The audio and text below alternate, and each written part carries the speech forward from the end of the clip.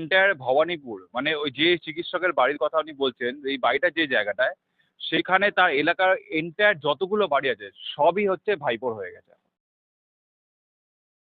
বিভিন্ন কর্মসূত্রে ভবানীপুর থেকে বিদেশে অন্যান্য জায়গায় থাকেন, কেউ দিল্লি থাকেন, কেউ বম্বে থাকেন। এই যে বাড়ির বিভিন্ন সদস্যরা ভবানীপুর ছেড়ে অন্যান্য জায়গায় থাকেন, এই সুযোগটাই নিচ্ছে ভাইপো এবং ভাইপোর দল।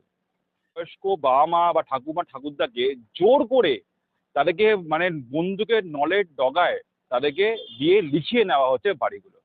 অভিষেক বাবু, তার ভাই এবং তার বাবা সবাই ওই চালির চালের ঘরেই মানুষ হয়ে গেল, কিন্তু আজকে তারা এখন প্রাসাদ মতন বাড়ি তৈরি করে রয়েছে এবং থেকে নাকি মানে 1%ও নাকি অভিষেক বাবু নিয়ে দেননি এবং জোর করে বাড়িটা নিয়ে নিয়েছে। তো এর থেকে আপনি যদি ওয়েস্ট বেঙ্গলের বাইরে থাকেন এবং এখানে যদি আপনার পরিবার থাকে, তাহলে আপনার ওপরে অত্যাচার হবে এবং আপনাকে জোর করা হবে যে আপনার প্রপার্টি আমাদের দিকে ছেড়ে দিন, আমাদের নামে লিখে দিন।